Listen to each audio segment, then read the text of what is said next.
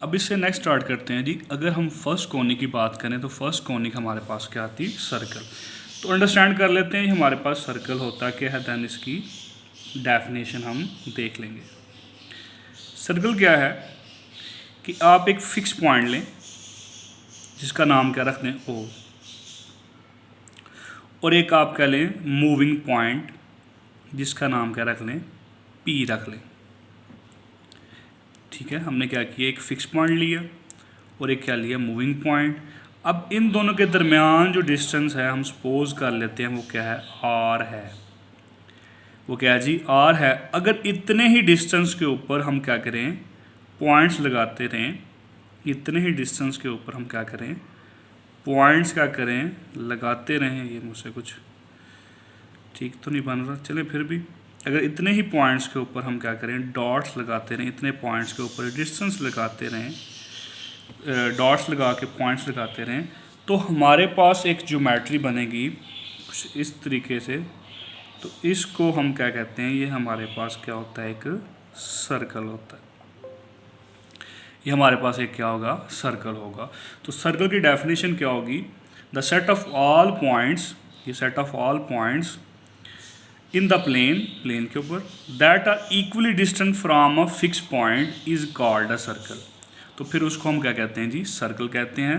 The set of all points in the plane that are equally distant from a fix point is called a circle. और next ये fix point क्या होता है, the fix point is called centre of the circle. ये जो fix point होता है ओ, इसको कहते हैं जी centre of a circle.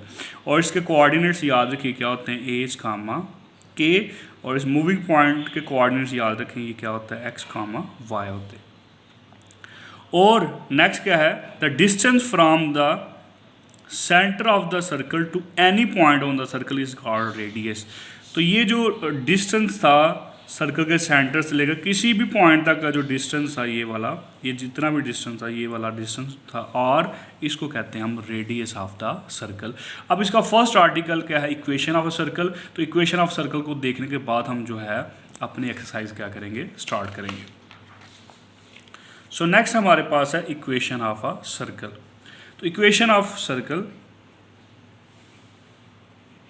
Equation of circle, तो इसको देखते हैं जी। ये हमारे पास अभी हमने देख लिया हमारे पास सर्कल क्या होता है। सर्कल प्लेन के अंदर सेट ऑफ पॉइंट्स होते हैं जिनका डिस्टेंस जो है फिक्स पॉइंट से किसी भी पॉइंट तक, सर्कल क्या होता है, सेट ऑफ पॉइंट्स होते हैं जिनका डिस्टेंस जो है फिक्स पॉइंट से क्या होता है, सेम होता है। और मैंने बताया आपको कि ये को फिक्स पॉइंट है ओ, और ये को मूविंग पॉइंट है वो क्या है, पी है। जो फिक्स पॉइंट होता है उसके कोऑर्डिनेट्स क्या होते हैं, एच कामा के, और ये जो मूविंग पॉइंट होता है इसके कोऑर्डिनेट्स क्या होते हैं, एक्स कामा वाई। और ये जो इन दोनों के दरमियान डिस्टेंस होता है वो क्या होता है, रेडियस, यानी कि आर। अब ये डिस्टेंस कैसे निकालते हैं, तो डिस्टेंस निकालने के लिए हम क्या करते यूज़ करते हैं, डिस्टेंस फार्मूला यूज़ करते हैं। तो डिस्टेंस फार्मूला हमारे पास क्या होता है जी, square root x2 minus x1 का square plus y2 minus y1 का square. So r is equal to square root, अभी x2 इसमें हम क्या करते हैं, इसको x1 रख, इसको x1, इसको x2, इसको y1, इसको y2 रख लेते हैं। तो ये हमारे पास क्या बन जाएगा, x माइनस एच का square plus y minus K का स्क्वायर। ठीक है, ये हमारे पास क्या है, x1, ये हमारे पास x2, ये y1 और ये y2 इस फार्मूले के अंदर पुट किया। तो ये हमारे पास कुछ ऐसी सिचुएशन आ जाएगी।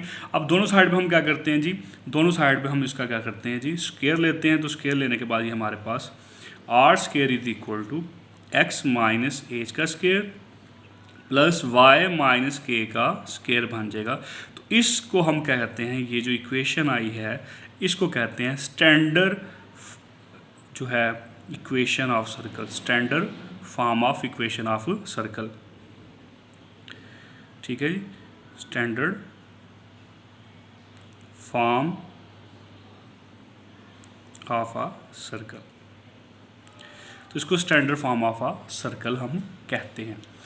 और अगर ये जो सेंटर है अगर ये सेंटर कहाँ पे चला जाए, ऑरिजिन पे चला जाए, तो ऑरिजिन के कोऑर्डिनेट्स आपको पता है वो क्या होते हैं, 0,0। अगर ये सेंटर कहाँ पे चला जाए, ऑरिजिन पे चला जाए, तो ये इक्वेशन ऑफ सर्कल कुछ ऐसे बन जाएगी, r² is equal to X का स्क्वायर प्लस वाई का स्क्वायर। ये भी हमारे पास इक्वेशन ऑफ सर्कल ही है, लेकिन ऐसी इक्वेशन ऑफ सर्कल है जिसका सेंटर कहाँ पे है, ऑरिजिन पे है। जिसका सेंटर कहाँ पे है जी, ऑरिजिन पे है। और अगर हमारा ये जो r है ये 0 हो जाए, if r is equal to 0, अगर हमारा r 0 हो जाए तो इसको कहते हैं point circle. If r is equal to 0 then circle is called, इसको हम कहते हैं जी पॉइंट सर्कल हम कहेंगे। क्लियर। अब नेक्स्ट है इसकी parametric equation of a circle. तो पैरामीट्रिक इक्वेशन ऑफ सर्कल आप याद रखें वो क्या होता है, x is equal to r cos theta, और ये हमारे पास y is equal to r sin theta. इसको ड्राइव किया जा सकता है लेकिन इसकी ज़रूरत नहीं पड़ेगी हमें। और नेक्स्ट जो इम्पोर्टेंट है वो है general form of an equation of a circle. General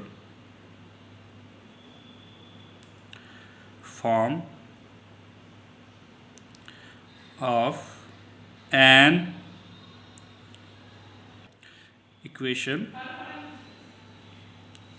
of a circle.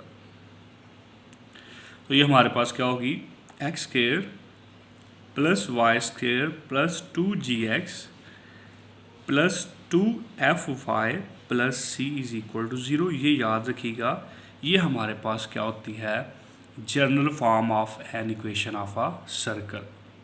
अब हमारे पास एक्सरसाइज 6.1 का फर्स्ट पार्ट है। इसके अंदर कहा जा रहा है find the equation of a circle when centre and a radius given. अब इसमें याद रखेंगे जब हमारे पास सेंटर भी गिवन होगा और रेडियस भी क्या होगा, गिवन होगा, तो इसमें इक्वेशन ऑफ सर्कल बनाने के लिए हमेशा हम कौन से यूज़ करेंगे, standard form of equation of circle use करेंगे। तो ये हमारा जो सेंटर होता है इसके कोऑर्डिनेट्स आपको याद हो, ये h होता है और ये क्या होता है, k होता है, ठीक है। और ये रेडियस हमारे पास क्या r है। तो स्टैंडर्ड इक्वेशन ऑफ सर्कल हमारे पास क्या होती है, r square is equal to x minus H का square plus y minus k का स्क्वायर।